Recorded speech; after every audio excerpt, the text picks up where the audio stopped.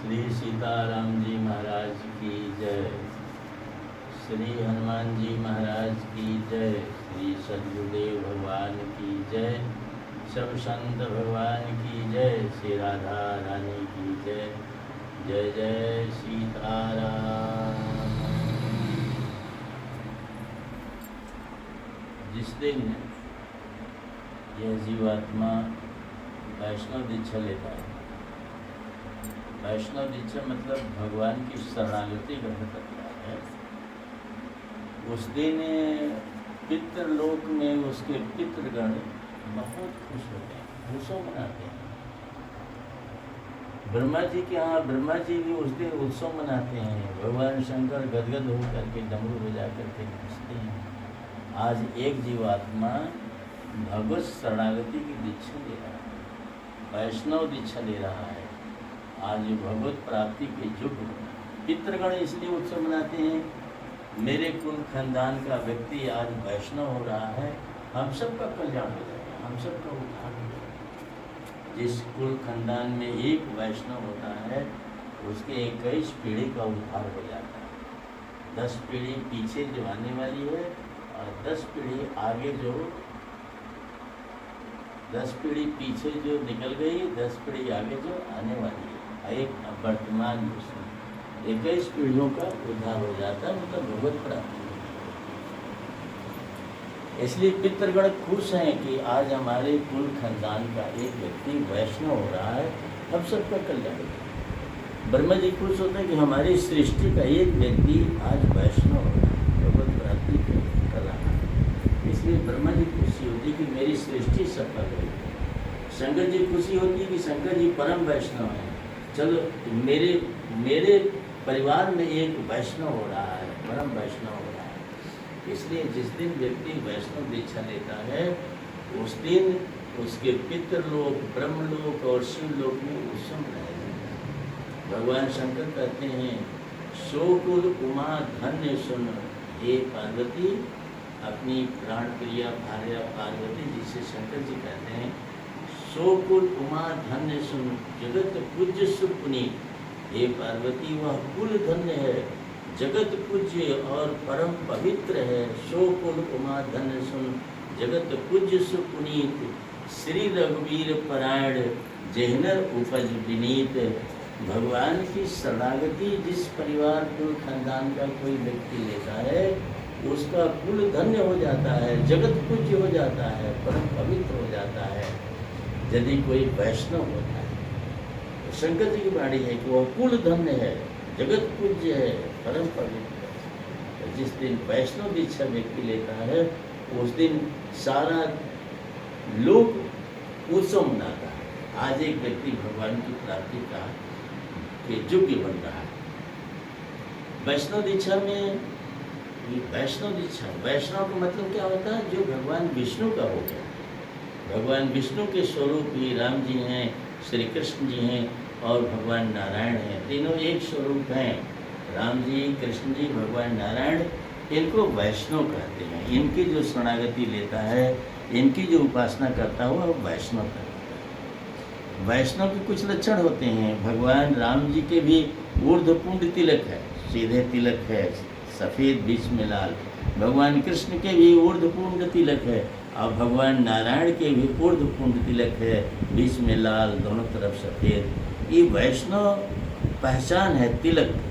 भगवान भी इस तिलक को धारण करते हैं और उनके जो परिकर हैं, जो उनके अपने हैं, जो उनके शरणागत भक्त हैं, सब वैष्णव तिलक धारण करते हैं। बिना तिलक का ललाट उसको शोभा नहीं देता, या बिना तिलक का वैष्णव नहीं कहलाता, उसे बड़ा दोष लगता है। बिना तिलक के अपने ठाकुर जी सामने नहीं जाना चाहिए, तिलक लगा के नहीं जाना चाहिए। इसलिए तिलक मुख्य होता है।